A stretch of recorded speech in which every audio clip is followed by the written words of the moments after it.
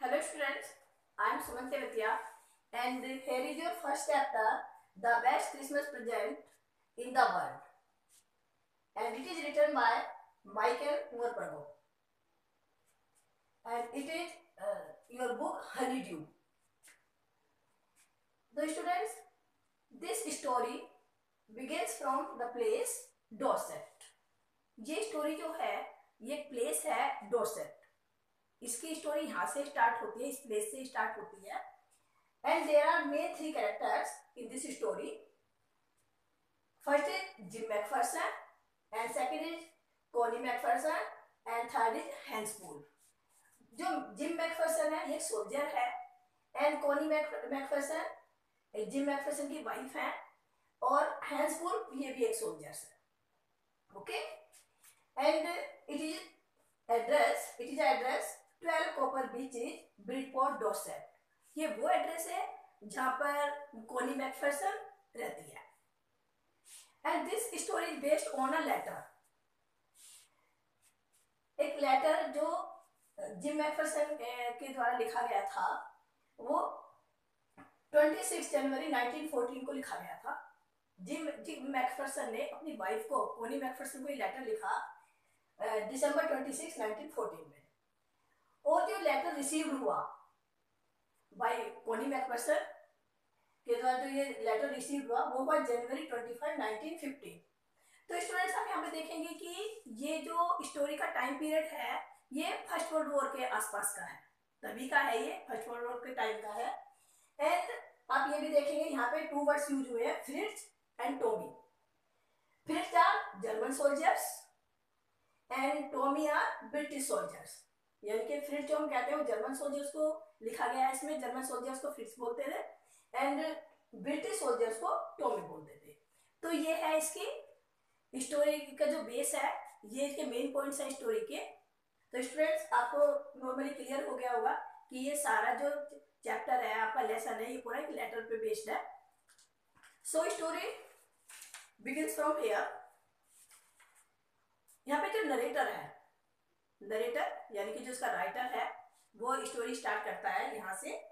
I spotted it in a junk shop in Bridport. कि मैंने spotted का मतलब फाउंड, मैंने ये एक जंक शॉप से पाई, यानी कि मुझे ये एक जंक शॉप में मिली थी. किसके बारे में बात कर रहा है? एक डेस्क टेबल के बारे में बात कर रहा है. जो नरेटर है टेबल के बारे में बात कर रहा है कि ये टेबल मैंने जंक शॉप में मुझे मिली थी. A role top desk, that is role top desk. The man said it was early 19th century and oak.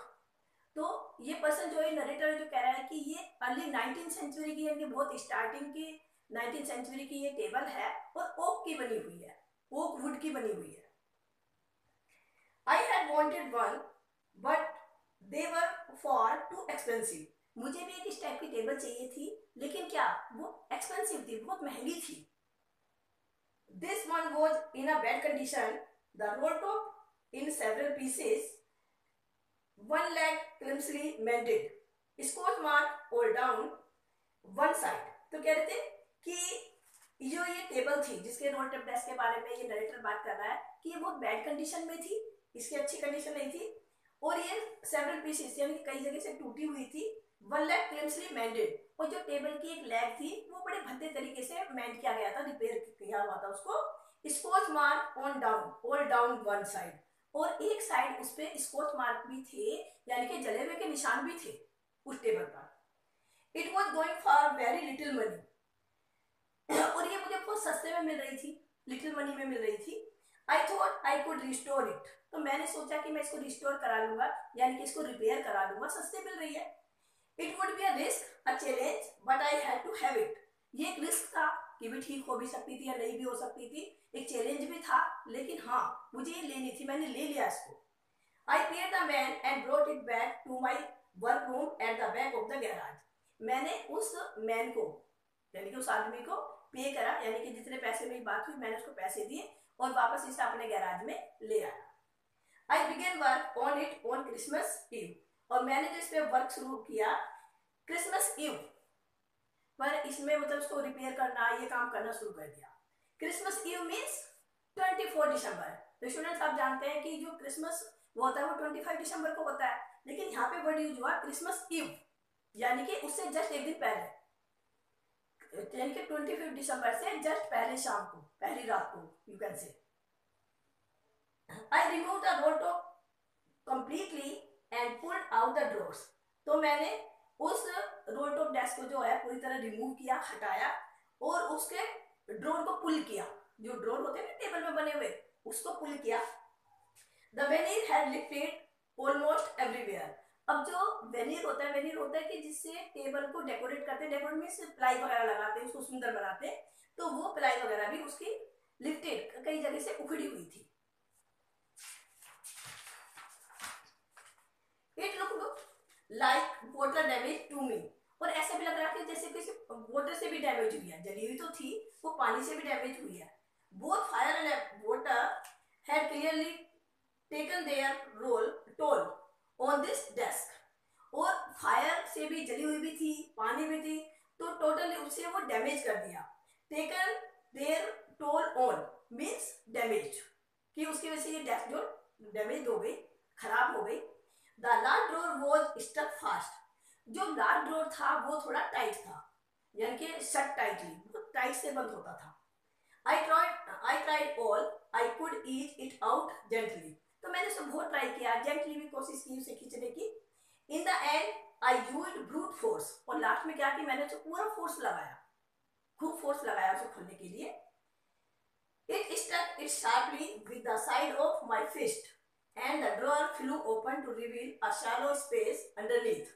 तो मैंने अपनी फिस्ट से, यानी कि अपनी जो फिस्ट थी, मुट्ठी थी, उससे भी उस पर फोर्स लगाया, और ये एकदम से खुल गई, और उसके नीचे सीक्रेट ड्रॉर निकला, यानी कि एक अंदर से होलो होता है, खाली ड्रॉर होता है, अंदर से खाली होता है ना वो, तो वो निकला। There was something in there, उसके अंदर कुछ था, वो ड्रॉर के अंदर कुछ था। I reach in and took out a small black tin box, तो मैंने अपने हाथ तक हाथ पहुंचाया, और एक इसमें स्मॉल टिन ब्लैक बॉक्स था, छोटा सा टिन का, जिसके अंदर सामान वगैरह रखते हैं, तो वो निकाला। Sellotape to the top of it was piece of line note paper, तो नोट पेपर लगा हुआ था उस पे, उसके ऊपर, और एक सेलोटेप से उसको चिपकाया हुआ था। And written on it in shaky handwriting, shaky handwriting means कांपती हुई हैंडराइटिंग में उस पेपर के ऊपर, पीस ऑफ पेपर के ऊपर लिखा हुआ था। क्या लिखा हुआ था ये देख लीजिए। जिम्स लास्ट लेटर रिसीव्ड जनवरी 25, 1915, रिसीव्ड जनवरी 25, 1915, यानी कि रिसीव हुआ, ये उसके ऊपर लिखा हुआ था उसमें।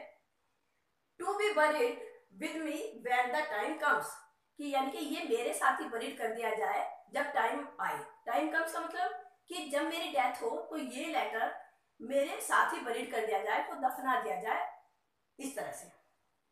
आई knew as I did it that it was wrong to me to open the box, मैं जानता हूँ कि किसी का इस तरह से बॉक्स खोलना वो मेरे लिए रॉन्ग है, गलत है, but curiosity got the better of my scruples, scruples का मतलब, लेकिन मेरे अंदर इतनी क्यूरियोसिटी थी उसको खोल के देखने की, कि जो गलत करना था, स्क्रूपलेस था, यानी कि जो गलत करने का एहसास था मुझे, वो भी उसके पीछे हट गया, यानी कि क्यूरियोसिटी मेरे इसके अंदर इतनी थी मेरे, कि मैंने उसको खोल लिया। इट यूजुअली डज, नॉर्मली ऐसा होता भी है।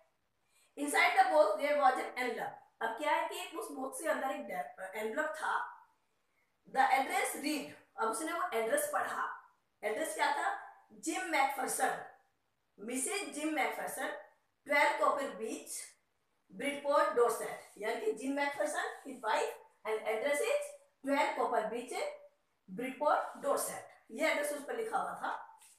I took out the letter and unfolded it, मैंने वो लेटर निकाला और उसको अनफोल्ड किया, यानी कि खोला, उसको लेटर को खोल करके देखा। नॉर्मली हम किसी लेटर खोल के नहीं देखते, लेकिन जो राइटर है उसके अंदर इतनी क्यूरियोसिटी बढ़ गई कि मैं देखूं इस लेटर में है क्या।